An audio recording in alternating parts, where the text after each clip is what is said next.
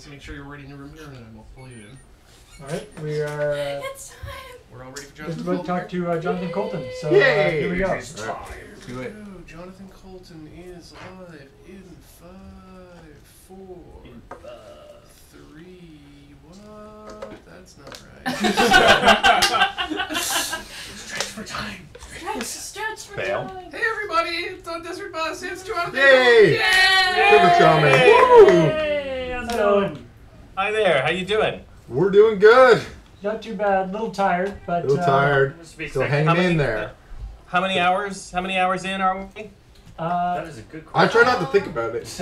Yeah. Wait, I got this. 3 days and 14 hours. Oh. 3 days and 14 Somebody hours. 2 days. Jeez, that sounds terrible. You guys are heroes. You're I know. Pretty heroes. awful. I don't care who says anything different. You're heroes. I know. And after you play nothing but this boring game all day, any game's better when you get home. You're like, yes. Doesn't matter. Do you find that your impulse after finishing one of these is to immediately play another game or to never play a game again? But no, it's more me playing a game. Like, Yeah, you Play something. immediately play something that requires some sort of brain input. yeah. Any It's so boring. So boring. I actually No challenge. the night after I was taking my shift driving. Other than not getting super bored and crashing. Like, Right. The night after I took my shift driving, I kept like waking up in the middle of the night and like twitching my hand. But like, oh, I have to turn the bus. No. Oh. Or you're afraid you're gonna crash. Right? Yeah. That's awful. well, I figured. It's bad. It gets inside your head. Yeah. Well, I've had that That's thing right. where you're playing a game and it kind of, the mechanics of it or like the physics of it kind of stick with you in a weird way. So like you'll be lying in bed, yeah. you still feel like you're swimming through the ocean or whatever the Right. game was. But it sounds like this would be a terrible game to have Wait, stuck yeah, in your I stuck dream in your craw about like this or that. something. Plus, Yeah. like, laughed a bunch of times. Must plus left. It's very weird. So thank you very much for calling in. Yeah, of course. And we have been collecting some questions that people in the chat and who are watching want to ask you. And so, cool. if you don't mind, we would Not like at to- all. For one thing, I have to do this at the beginning, or else everyone gets mad at me in the chat. So as we're talking to different people over the run of Desert Bus, we are collecting what we call $6 secrets, which are we're asking people to give us some information that might be a little bit unknown or unusual, either about themselves or about some of the work they've done or about anything really. But anything that people might not know about you or about the work you do. Okay. I have one for you. Okay. This is a personal story. All right. It's not something that I'm proud of. But when I was a kid, I was pretty into shoplifting. Ooh. Oh. There was a store in my town that my friend and I would ride our bikes to. It feels like we must have gone every day after school to this same store and gone in and stolen something. At least you were consistent. Yeah. Well, yeah, I don't know why we never bought anything. Like every day, these two dirtbags would come into the store and leave without buying anything, and I can't.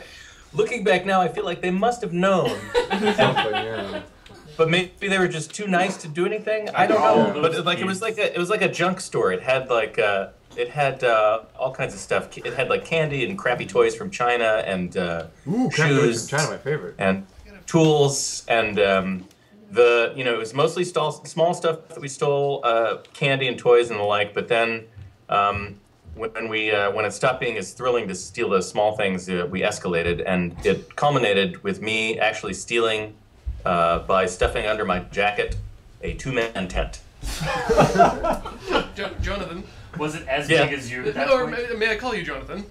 Yes, you may. You may. I have to call you out on this. I think you actually used this as your $5 fact last year. Are you kidding me? Oh No! I remembered it too, actually. Sorry, man. Oh. I wasn't sure, though. But I did remember it. Fantastic story. Thanks. Thanks very much.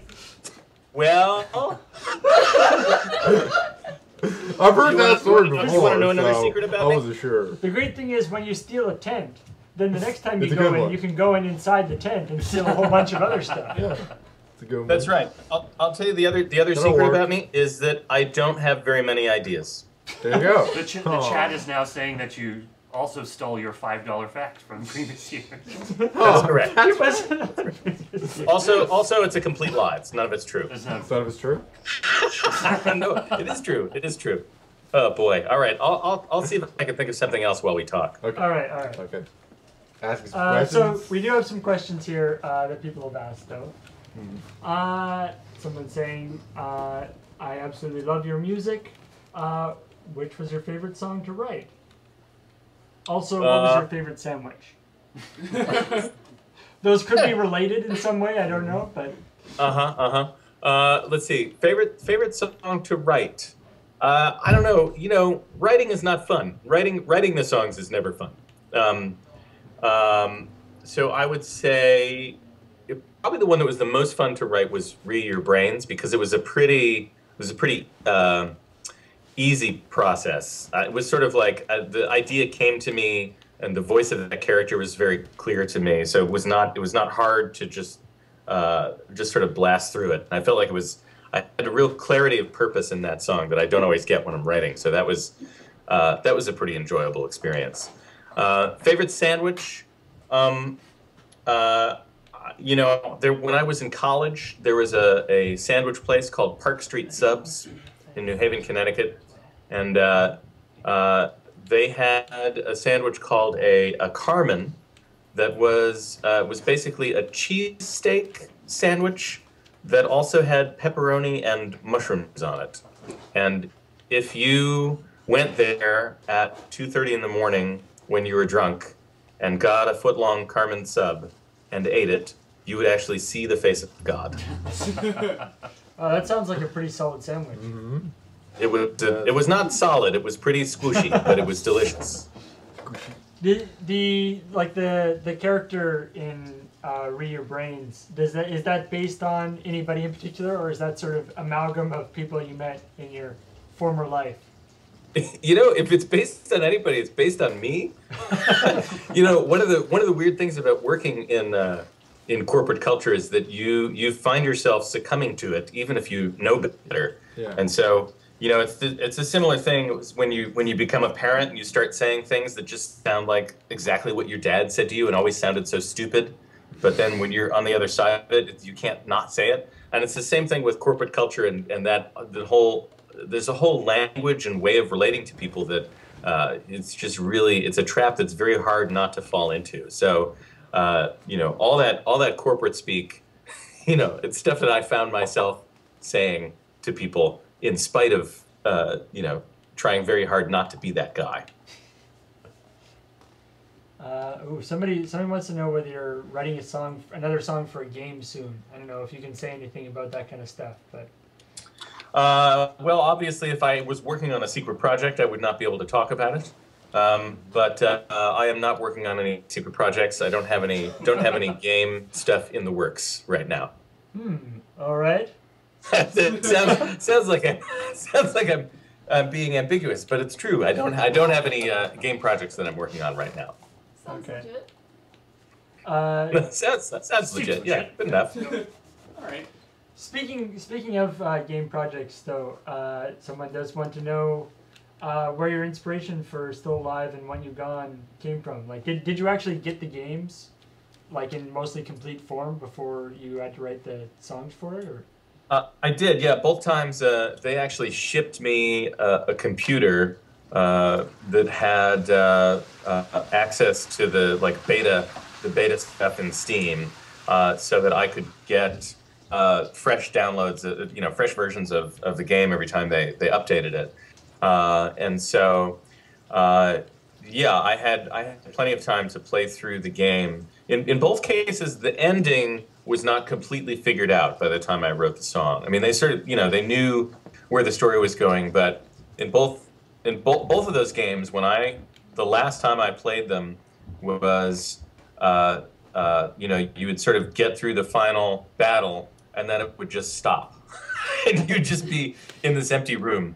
And it was a weird, very strange kind of anticlimax, is to go through to the end of a game, and then you know, you do the final task, and then it's just there you are. I mean, it's sort of how life would be, I suppose. You know, It's like, congratulations, not you like- won. Yeah. Well, I'm You feeling won. kind of yeah, hungry. it's not like we all get parades when we do something great. You know, it's usually you do something great, and then it's just still you in your stupid house.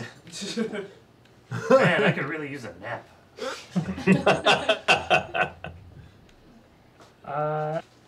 Someone is saying, during your concert in Stockholm, you played a lot of sad songs.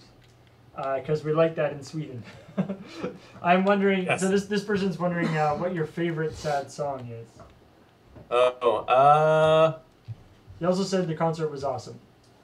Oh, good. Yeah, that was awesome for me too. That was my first time in Stockholm, and you know, it's always thrilling to go to a place that you've never been before and have a bunch of people there who are who have chosen to come and see you sing songs, and they sing along, and that was really fun. But yeah, they you know, because it was my first time there, I asked for requests and tried to do as many of them as I could, and they requested all the sad ones, which is great because I love the sad ones. And I would have to say my favorite of the sad ones is probably I Crush Everything, which is about the giant squid who destroys ships, even though he loves ships, and he can't help but be a giant monster because he is a giant monster. Well, the way you're fawning over that city, it really sounds like you may have come down with a case of the syndrome. yeah. No, I certainly have. I get it. You know, it's a nice town. Someone asking, what was it like touring with the Empty Giants? Which must have been pretty awesome. It was great.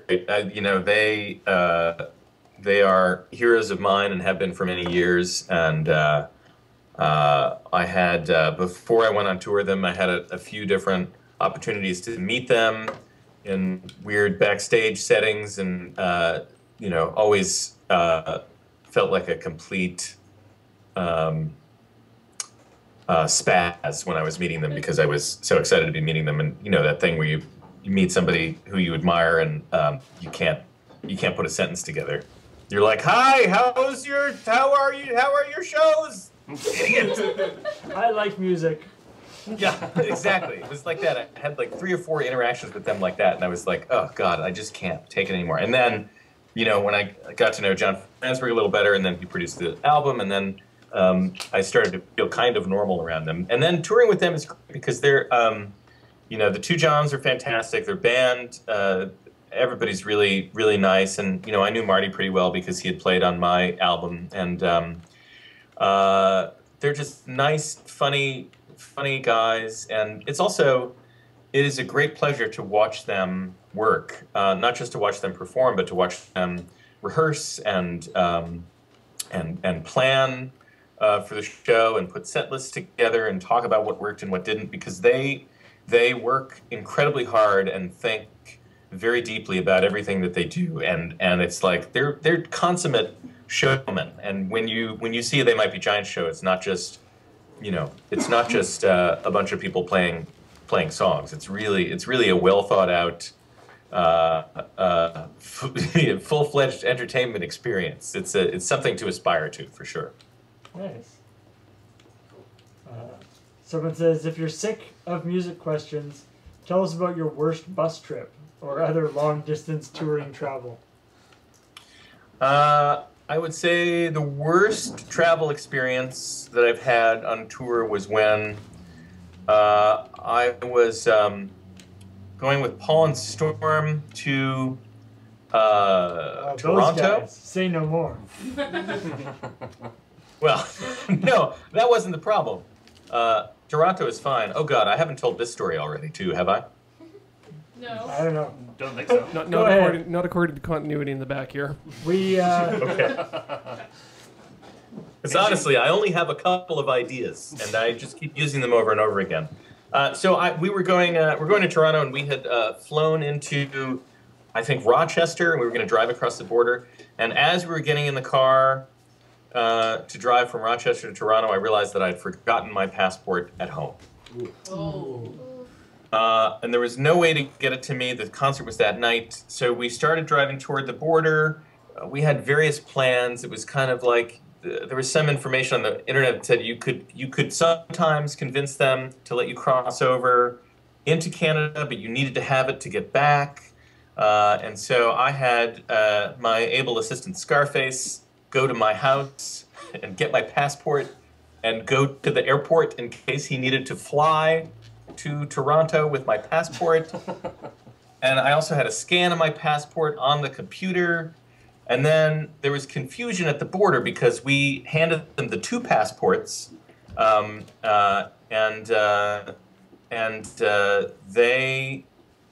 we didn't say that we had 3 people in the car because we thought they could see and count. Those crack border patrol guys. Crazy. Yeah, and then they sent us over to the other border place because we had T-shirts and you always have to pay a little duty on that, and so they sent us over to go do that. And when we went in, we talked to the border officer there and said we have 3 people, and they said the guy outside said that you said you had 2, and we're like, no, there were 3 of us. We handed him 2 passports, but that's because he doesn't have a passport. And then, Oh, man. and then it all went south, and they thought we were trying to smuggle me into the country, Oh god. and they impounded the car, Really? Oh, man. and we had to pay them $1,500. No way. Really? Thanks. Yeah. Oh. And meanwhile, like I was on the phone with Scarface, and he was like waiting in line to get on the plane. And it was like it was terrible. Train It wreck. was a very stressful situation. Train We wreck. made it to the show on time, and I got back into the States, and everything was fine. But Wow. it was awful. Yeah. Wow. That is a winner of a That story. is a solid story. Yeah. That's better than the shoplifting one, right? Yeah. Yes. There you go. Write that down in his book of secrets, in our book of secrets. Do you mind if I use that same story next year? I think I probably will. No. Go ahead. We have big gaps in our memory from Desert Bus, you know, from sleep Yeah, I deprivation bet. and stuff. So you could get away with a lot. You could really call I don't know. There's like this weird. Once I get back in here, I start remembering it all. Just call us tomorrow and tell us the shoplifting story. Yeah, Jay will great. enjoy. Yeah. Every day until Later the same tonight, story that goes like maybe. that. At the end of my shift. Someone was asking what it was like collaborating with John Roderick on the Nemesis, the new Christmas album. It was terrific. It's out now. It's called One Christmas at a Time. It's 10 original Christmas songs, 8 of which we wrote for this record, and 2 are songs from our older catalogs that we redid. And there's one Hanukkah song on there as well. And we got together this summer, and we were originally going to do a list of we were going to do a bunch of Christmas covers, you know, standard Christmas tunes, and make $1 million the way Rod Stewart did. And then we realized that we don't like most Christmas music, and that it would be completely dishonest and weird for us to sing a bunch of Christmas songs that we thought were kind of shitty songs. So we decided we'd try writing our own, and it was great. We had never collaborated together before, but it went really quickly and smoothly, and it was a lot of fun. And I think our skills sort of complemented each other very nicely, and we ended up with I think a bunch of great songs that even though they are ostensibly about Christmas, it's not. They're not so Christmassy that you won't be able to listen to them other times of the year. And they actually, I hope, work as songs and not just as Christmas songs. But he's great. He's a good friend and a really talented musician, and it was a pleasure to work with him on this. Is there any, do you think they could be Christmas standards coming up? You know, they could enter our national lexicon of Christmas songs? I don't know. You know, I saw an XKCD comic that was a graph of the most popular Christmas songs and when they were written. And the baby boomer cultural hegemony is still in effect. Yeah. Essentially, the graph shows you that all of the songs that even us young people think of as classic forever Christmas songs were just Christmas songs that were written that were popular in the 50s, in the early 50s, it's hard to escape that gravity. I think I can't think of a recent song that has become, a Christmas classic. That's just a hard nut to crack. I don't know. Are there any Christmas songs like from the '80s that are classics? Do they know it's Christmas? Is that a What was it? Last Christmas? what is it? Oh, Last Christmas by George Wham. Was that Wham? Let's say it's Wham. Sure. Let's say it's Someone Wham. on the internet, check We that have the for internet me. of like 16 machines in this room. Oh, but that's no fun though. That'll ruin the conversation. We'll just look up the facts. I know. People are linking to the album in the chat, so go check that out. Actually, Yeah. Oh, yes. Please do. while we're tangentially on the topic of your collaborations, you recently did that show with John Roderick and Merlin Mann, Scott Simpson, and Hodgman, the Game Changers. Yes. I really wanted to go see that. I But, thought it was great. I'm having words with you later. But I want on the topic of continuity as well. I remember last year I asked you to get on Merlin's case about recording more episodes of You Look Nice Today, and since then he has done so. So I want to thank you personally and put it Well- all on you for doing that. You're welcome. Merlin Mann, I think you can tell, if you've ever heard Merlin Mann talk, I think you can tell that he's an easy person to control. And so, yeah, I'm fully responsible for the return of You Look Nice Today. But I, like you, am also very glad that they're back, because they're funny, and I love that podcast so much, and I hope they never stop making it. It's very, very funny. Somebody's asking if you would consider writing a Desert Bus song. There's Hey. so much stuff that you could work with the road and And the sand, the sand And the listings. and the air freshener. Going is left big. repeatedly. the listless listing. That's right. You know The what? endless It's- hours. Yeah. You're joking, but it actually would be an interesting challenge to write a song Yeah. based on Desert Bus that was as boring and Yeah. awful as the game is. Exactly. All An right. appropriate soundtrack. Appropriate homage. Yeah. It would have to be like a 58-minute song. Yeah. So you Yeah. It heard would it here have to have first. a long droning sound and some annoying sound that just bothered you. And it's all just in the left speaker. Yeah. Yeah. It shouldn't work right. Shouldn't work right. Yeah, that's great. And Yeah, then you'd have to, you could sync it up, sort of Dark Side of the Moon, Wizard of Oz style. And That worked surprisingly well. I was surprised. if you I got did super high and played Desert Bus, the game, and also put on the song at the same time, crazy shit would happen. it. True. Awesome. So next year, right? That's what Next it is. year, challenge for next you got year. it. Right. Sweet. Awesome. You're on. We'll forget it in 24 hours. Yeah, well. Yeah. Yeah. Don't worry, we'll probably forget, but the chat will remember. Exactly. Oh, they're It's Because they get to go to sleep. they are it's like the relentless. ancestral memory of Desert Bus. Right, right. Awesome. Any other questions? We have like one more What else question? We've got a let's have a good question Let's here. take a good one. I have one. All right, go. How many creepy doll magic cards have you signed? Ooh. Mm. You write the I would say a lot. I don't know.